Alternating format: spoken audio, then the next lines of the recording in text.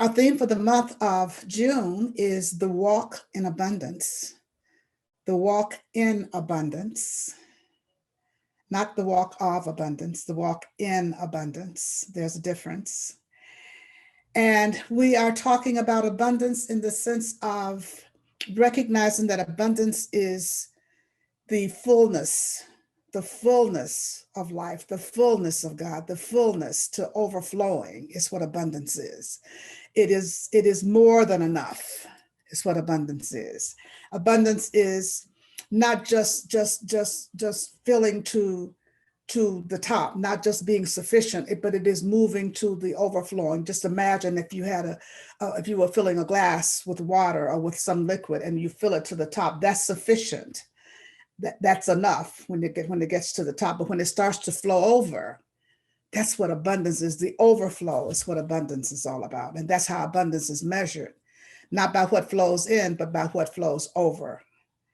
It's measured by not by what flows in, but by what flows over. And we have to keep that in mind, that when we have enough, we are so grateful for having enough.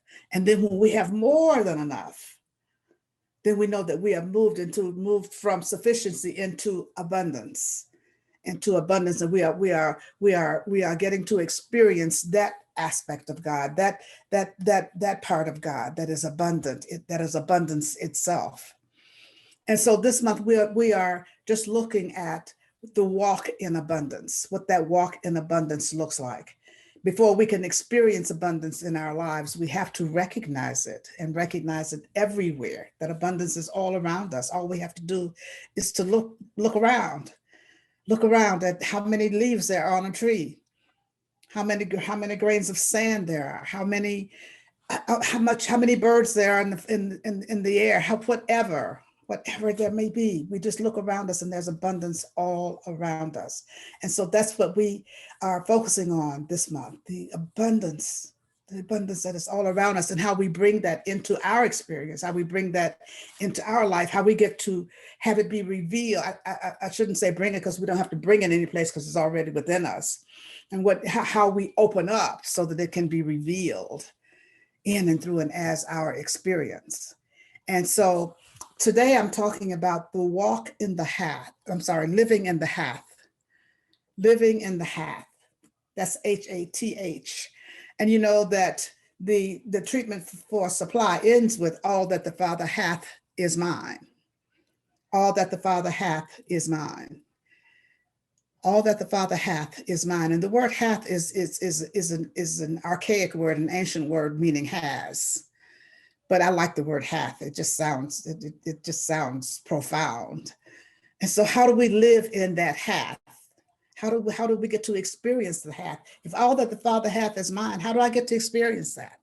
How do I get to actually have it be revealed in my life? How do I walk through my life so that I experience the hath? How do I walk in that place? Because the hath really is a state of consciousness. It's a state of consciousness. We get to experience it according to our state of consciousness. We get to experience the allness and the fullness, because abundance, the hath, is something that is not created. It's already been, we can't create it. It's already been created. It's already here. It's already ours. It's already a part of who we are. It is already available to us. But we have to create the space for it to be revealed in and through and as our experience, for it to be revealed as a part of our lives. And so the important thing for us to keep in mind is what's the state of consciousness? What's the state of mind that I need to have as I move through each and every day, as I move through this walk in abundance, and keeping in mind that walking is moving forward one step at a time, putting one foot in front of the other. And that's what we're always doing. We're always moving forward one step at a time, putting one foot in front of the other if we are moving forward. Unless we just decided, I'm not going any further, I'm just going to stay still, I'm going to stay right here, then we don't put one foot in front of the other. But I'm making the assumption that we are all moving forward, we are all walking. And so we want to walk in that abundance that already is. We want to walk and learn to live in the hath. How do I experience that? Well, let's breathe. we start out with just releasing and letting go of the familiar. Releasing and letting go of the familiar. Releasing and letting go of the familiar, whatever that may be for you. Those things that we hold on to, the familiar, it may be a career, a job, it may be a relationship, it may be a way of being in the world. It may be complaining. It may be, there are some people who complain all the time. Every time you talk to them, they're complaining about one thing after another. That's familiar. And releasing and letting go of the familiar is also a way of letting go of the comfort zone, because when we do things over and over, we become comfortable with that. And so just being in a place of releasing and letting go of the familiar creates a space for the abundance that already is, for the good that already is, to begin to reveal itself in and through and as our experience in our lives. You know, that my quality that I'm working with this year, that's working with me this year, as you all know, is order. And so for me, releasing and letting go of the familiar has been releasing and letting go of clutter. Because as I've said to you before, and I say to friends all the time, I've never met a box that I didn't like. And I've never met a basket that I didn't like. And my daughter says I've never met a piece of paper that I didn't like. So I kind of hold on to those things. And Nicole is giving me thumbs up. So she recognizes that I've never met a piece of paper that I didn't like. So I have tons of paper and tons of paper and tons of paper. And so, you know, I have an abundance of paper. I had an abundance of boxes, but I let some of those go. I had an abundance of baskets, and I still have those. And you know what I recognize is that when we get sometimes we get caught up with abundance, and it begins to look like clutter. It begins to look like clutter. So that's why we have to be real clear about what it is we want and how we want to experience abundance in our lives, because it becomes excess. There's a slight difference in excess and overflow. Excess and overflow. So once I began to look honestly at the paper that I love, I began to realize it's clutter. That's what it is. So I decided to have an organizer, a professional organizer, come in and work with me on releasing some of this clutter. And letting go of the familiar sounds really, really easy. It's really, really simple. It's really, really simple. But I find that it's not as easy as I thought it would be, to have someone come in and organize everything and show me the things that need to be released and let go. And I've been really moving through this time of releasing, working with her, having her work with me. But I've also had to pay attention to the way I've been feeling about, once she's gone, I'm feeling disoriented because my stuff is about to leave. My stuff is being disturbed. My stuff that I've been holding on to and putting some type of value on is now about to change. It's about to change and find another place, find another home. And that's been a little disconcerting for me this past week. But you know what I recognize is that that's just a comfort zone.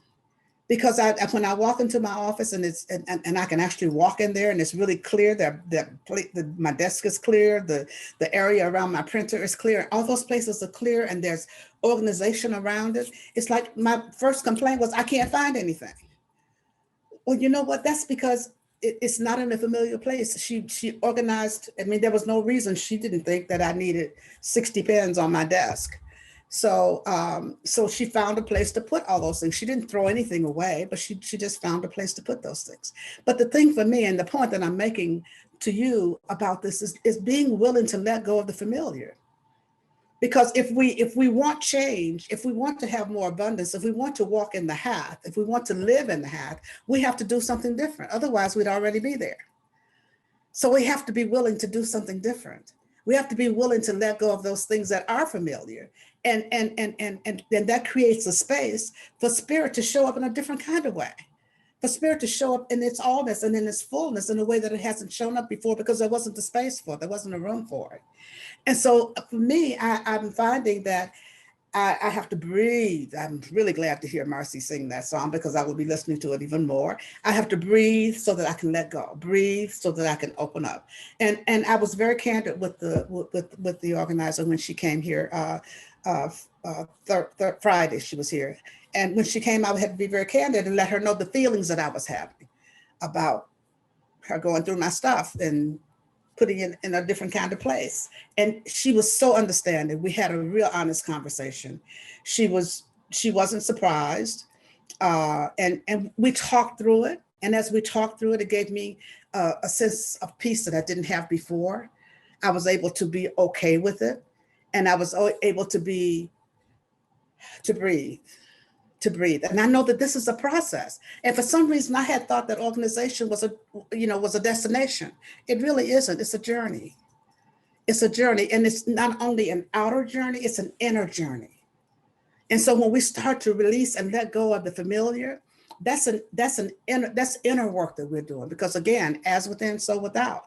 When we start to let go of things outside, we're letting go of something inside that we've been holding. We're letting go of something inside. So as long as we're holding on to things,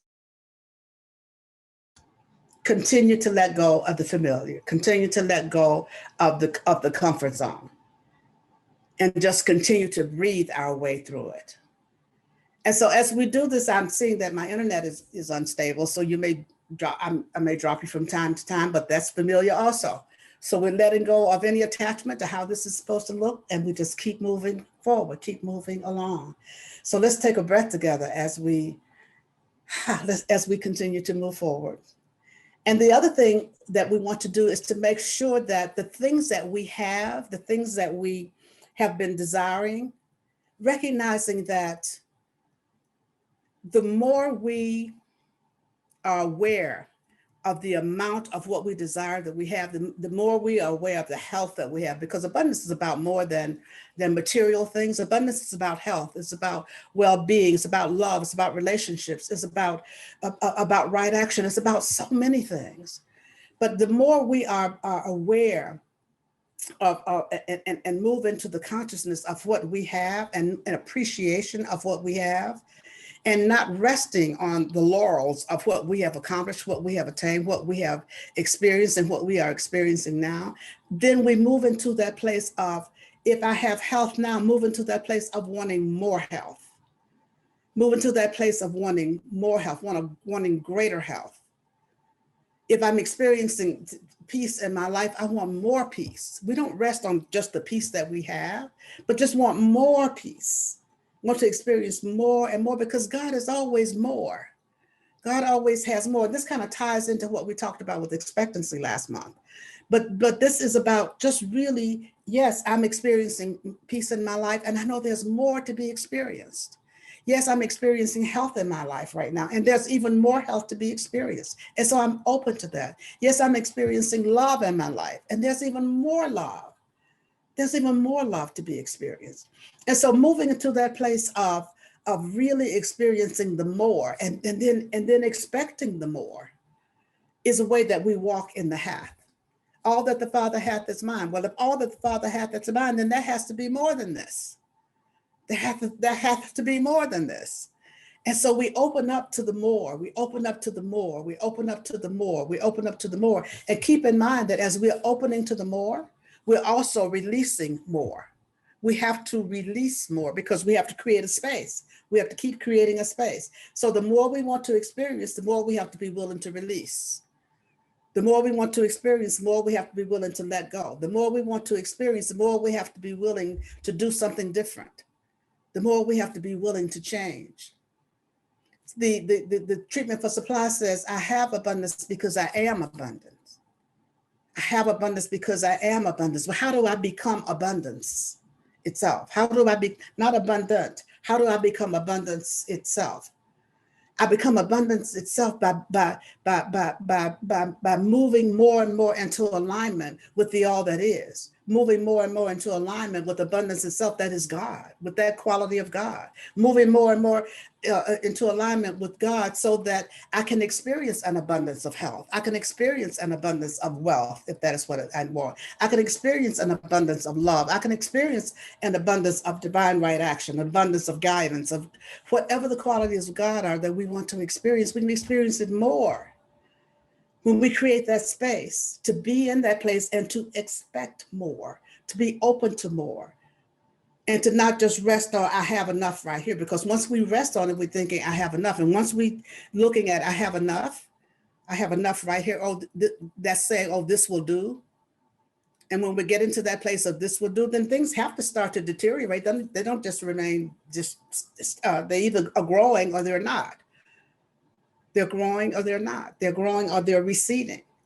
And so we don't want the receding to happen. We want the growth. We want the expansion, because life is always expanding. Life is always growing. Life is always moving forward.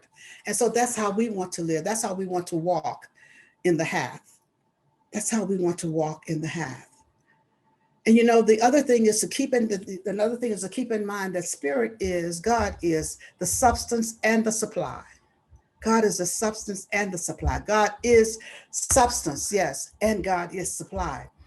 And Ernest Holmes says that usually in an economic situation, in the political economic situation, that supply is determined by demand.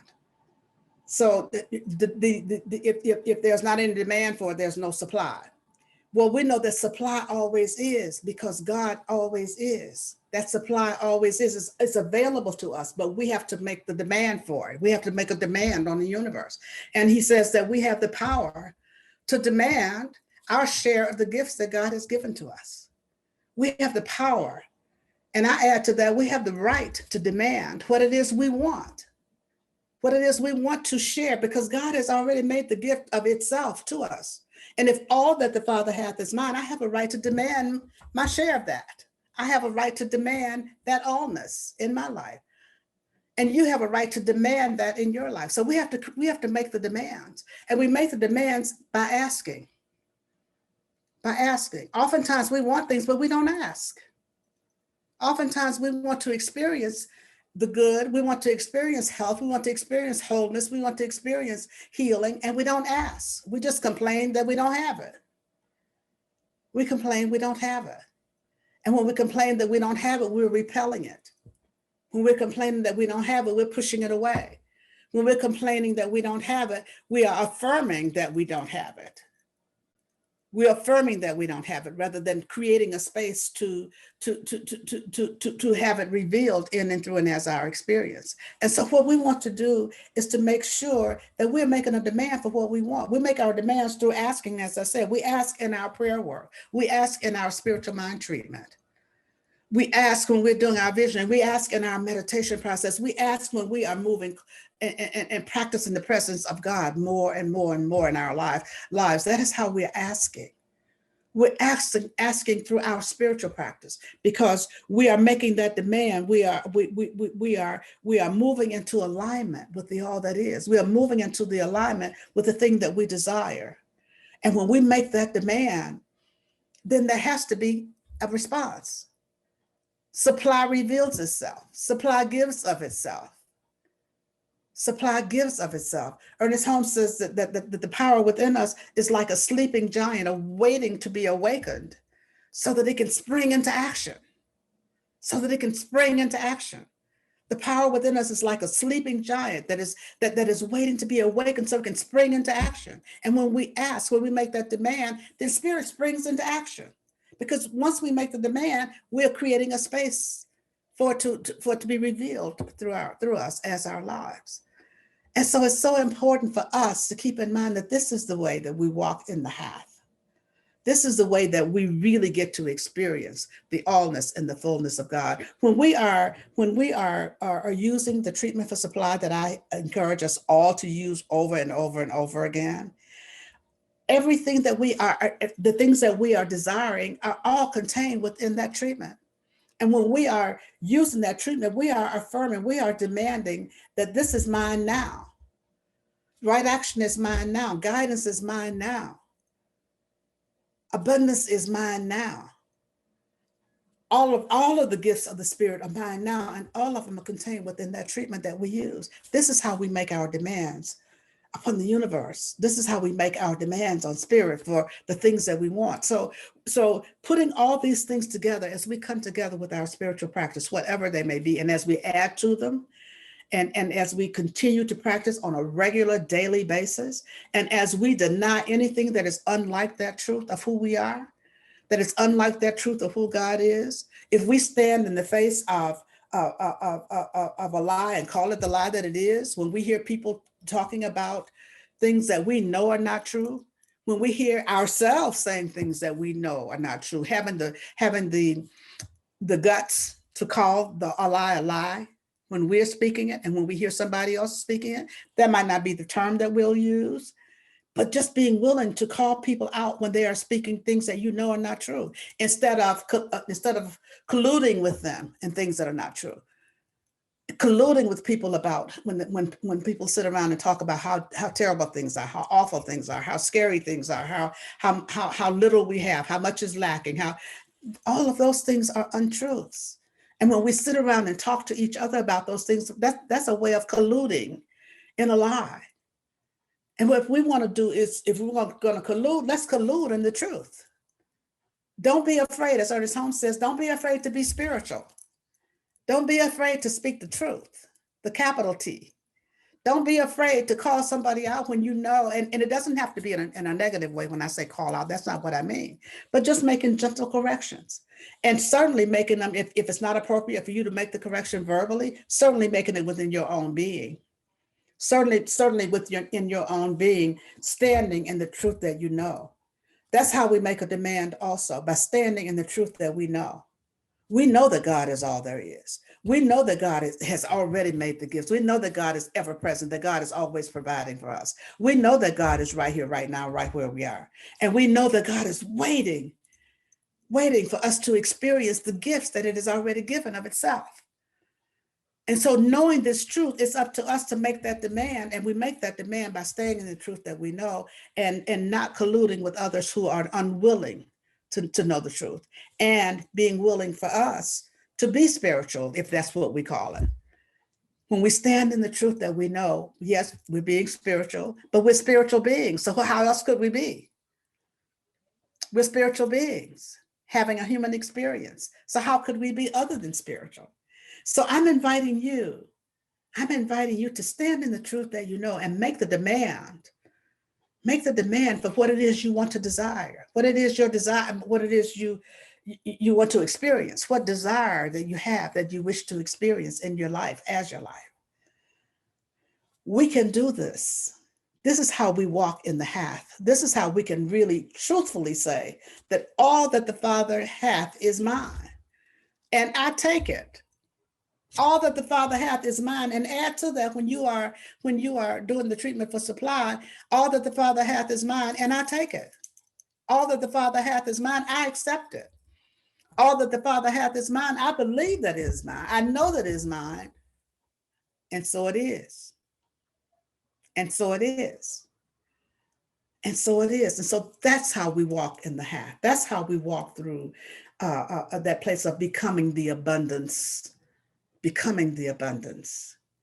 so that we can have abundance, knowing that I have abundance because I am abundance.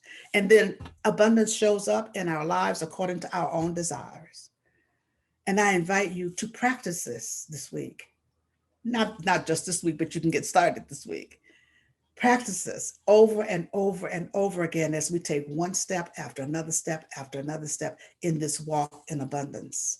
And then watch how our lives take off, because that sleeping giant is waking up and springing into action in our lives. So let's just really open up and allow and watch that sleeping giant that is within us just spring forward into action in our lives, and see what happens. Fasten your seatbelts. I encourage you, fasten your seatbelts. So let's just take a breath together now as we just move into prayer, as we move into this time of knowing and sensing and feeling God's presence. As we move into this time of knowing and sensing and feeling God's presence, knowing that God's presence is abundance itself, knowing that God's presence is health itself, knowing that God's presence is love itself, knowing that God's presence is power itself, knowing that God's presence is peace itself, knowing that God's presence is joy itself, knowing that God's presence is everything, everything. And so we just move into that place where we know and sense and feel that presence. And we breathe into that presence, knowing that it is the only presence. And this only presence is my life. It is the life of each of us here this day. And so just knowing this truth, that this is the life of each of us, that there is no separation, can be no separation. I speak the word for each of us this day. Just speaking a word of abundance, a word of abundance. Speaking the word that each of us is experiencing, the abundance that is God. An abundance of love, an abundance of peace, an abundance of happiness, an abundance of health, an abundance of all needs met, abundance of everything. We're moving into that place of opening up so that we are living in that overflow. We're living in that place of the overflow consciousness. And in order to do that, we release and let go of those things that don't serve us. We release and let go of those things that we don't need. We release and let go of those things that no longer have a place in our lives, that no longer have a place in our consciousness. We release and let go of the doubt and the fear and anxiety and the grumbling and the complaints and the resentments and the anger and all those things that we would hold on to that would block that free flow of spirit in and through and as our lives. And as we release and let go of these things, we move into that place of oneness where there's nothing that can block that free flow of spirit in our lives. Nothing that can block that free flow of abundance in our lives. And as we do this, it begins to look like healing that's happening. It begins to look like miracles that are happening. Begin to experience our heart's desire. We begin to experience those things that are for the highest and the best. And so I speak the word for healing in our relationships, healing in our body temples, healing of any sense of lack and limitation of any kind, healing from any loss that we may have experienced of a loved one, healing that needs to happen any place and every place. I know that healing is happening in each life, in every life. For God is in the midst of every situation, every circumstance. Every situation, every circumstance, no matter what we may name it, no matter what we may call it, God is in the midst of it. God is in the midst of it. And where God is, healing is, wholeness is. And this is what I'm calling forth right here and right now. And so I pause momentarily so that you may speak the names of anyone you'd like held in prayer this day. You may speak their names silently aloud, and you may speak them now.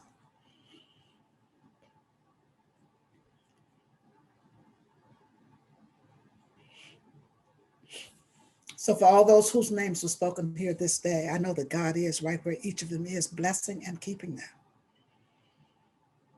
This prayer goes out to anyone on this planet needing a prayer this day, for God is in the midst of every situation, every circumstance. Every heart, God is in the midst of every heart. God is healing every heart. This prayer goes out to our government officials, knowing that divine right action, divine guidance is available to each of them. Divine guidance is available. Right decisions are being made. Right action is being taken. Decisions that are for the highest and best of all concerned. This is what I know to be true with our government officials as they move through doing the work that they are called to do, doing the work that they are there to do. Just knowing that everything is working together for good, for everything works together because God is in the midst of everything. And so I simply say, thank you, Father, Mother God, for this time. Thank you, Father, Mother God, for this day. Thank you, Father, Mother God, for this teaching. Thank you, Father, Mother God, for the blessings of our lives. the blessings that we experience in our lives. Thank you, Father, Mother God, for healing. Thank you, Father, Mother God, for wholeness. Thank you, Father, Mother God, for everything. Thank you, Father, Mother God, for everything. Thank you, Father, Mother God, for everything. All is well. All is God. That's all we ever need to know. All is God. And so it is.